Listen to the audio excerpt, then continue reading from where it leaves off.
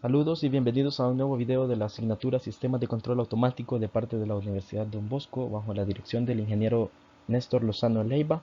Mi nombre es William Alejandro Santos Ordóñez, estudiante de Ingeniería Aeronáutica, y en esta ocasión vamos a hablar un poco acerca de la discusión de la sesión práctica número 3 de dicha asignatura. Introducción al control automático en MATLAB.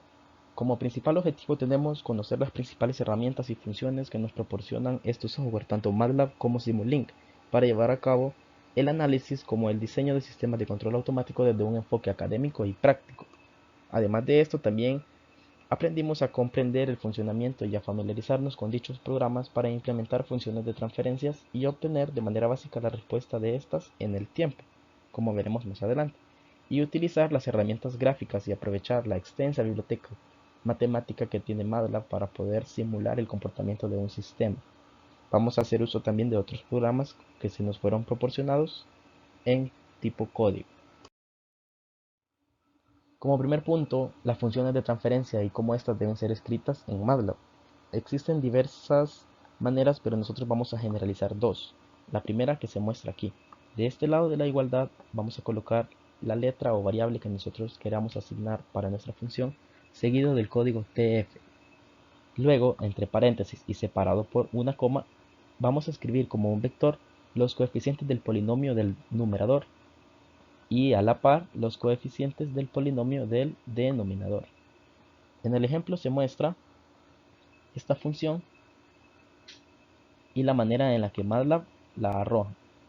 Asimismo, una forma alternativa puede ser declarando s igual a tf y entre comillas la variable con la que nosotros deseamos trabajar, en este caso es, seguido de la función escrita convencionalmente en términos de esa variable como nosotros lo sabemos hacer. Vemos que se obtienen las mismas respuestas mediante dos entradas o dos códigos diferentes.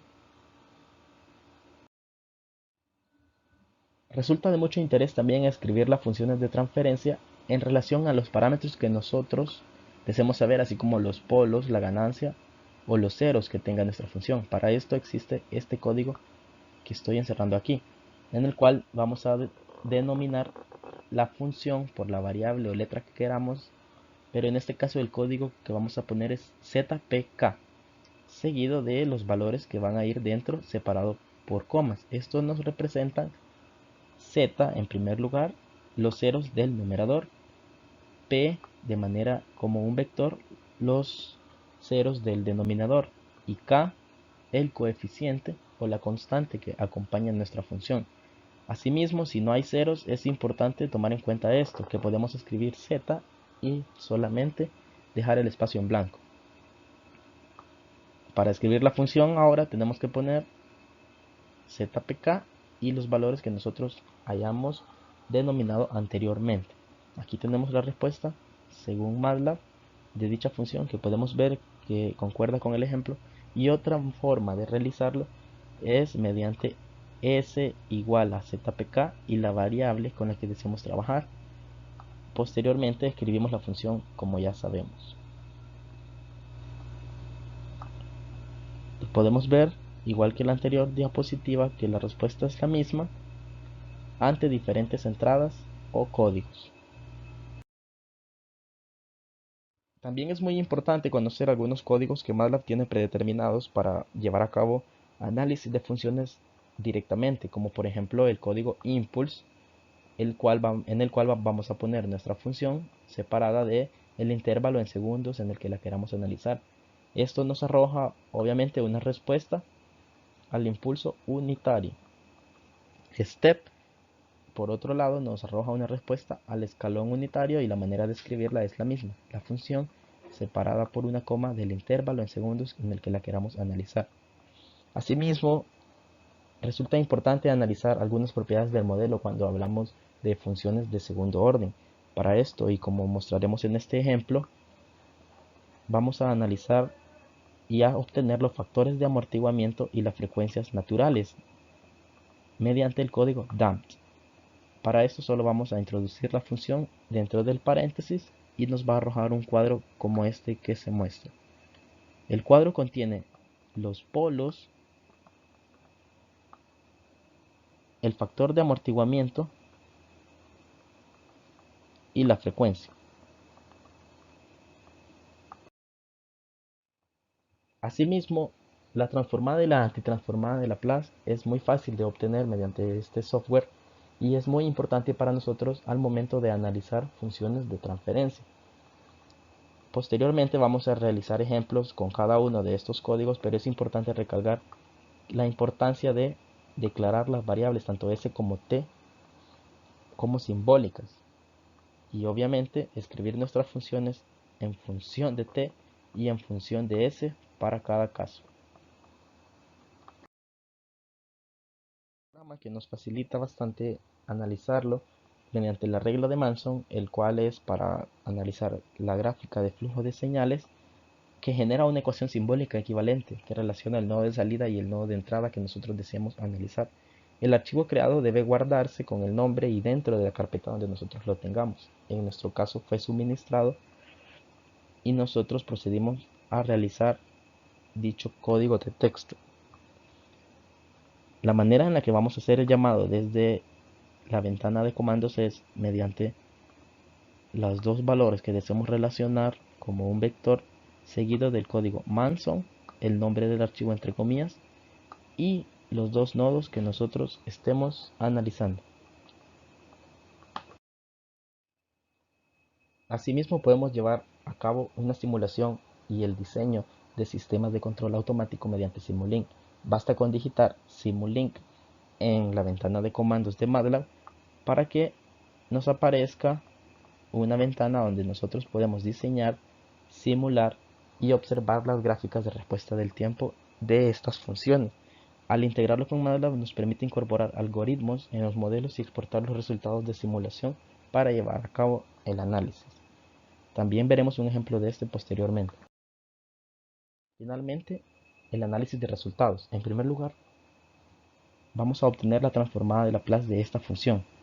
Como se mencionó antes, es importante declarar como simbólicas todas las variables involucradas. En este caso, a y b, que son constantes, deben ir dentro de esta declaración.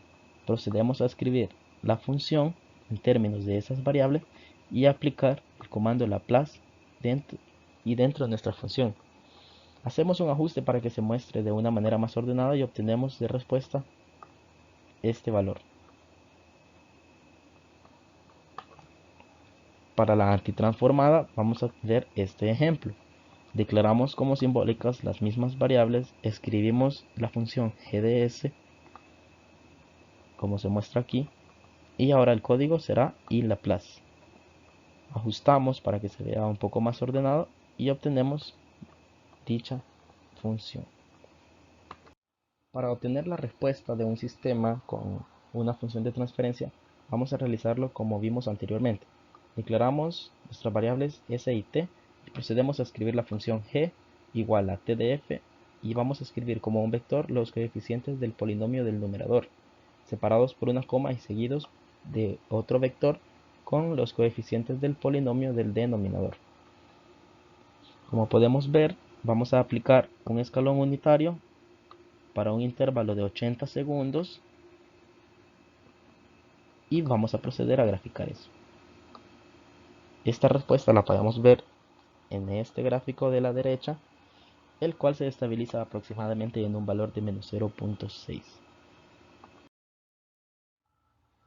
Asimismo veremos un ejemplo del programa de Mason para analizar este sistema, a donde se nos pide encontrar la relación YS sobre RS. Para esto procedemos a escribir nuestro código de texto de la manera en que se muestra, el cual tiene 10 nodos, es la representación de cómo estos están relacionados, y el programa lo llamamos desde la ventana de comando, como se vio en las anteriores diapositivas, y este nos arroja el valor de Y, el valor de R, y luego y después de un arreglo obtenemos el polinomio. Este otro ejemplo en el cual ya tenemos escrita la función como un flujo, como un diagrama de flujo, y en este caso vamos a encontrar Y7 sobre Y3. Este tiene 13 nodos, como podemos ver aquí, y es la representación de cómo están relacionados. y obtenemos esta función que se muestra encerrada en este momento.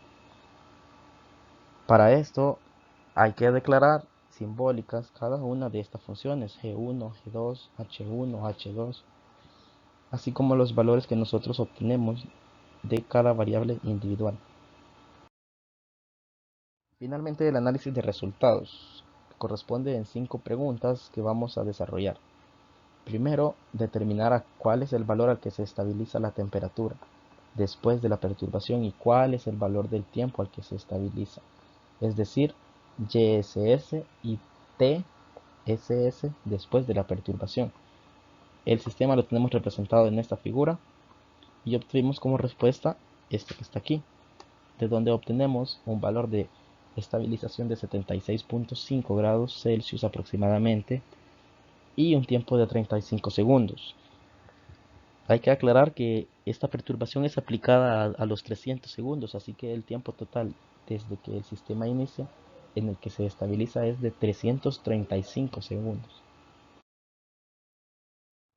Ahora, si aumentamos la ganancia del controlador proporcional a 5, vamos a analizar y a ver que pasan dos cosas. En primer lugar, el error de estado estacionario disminuye, es decir, que este valor se aproxima cada vez más al valor de 80, que corresponde al valor de amplitud, pero la estabilidad del sistema disminuye, es decir, que se vuelve inestable, mucho más inestable a la hora del disturbio de lo que estaba anteriormente.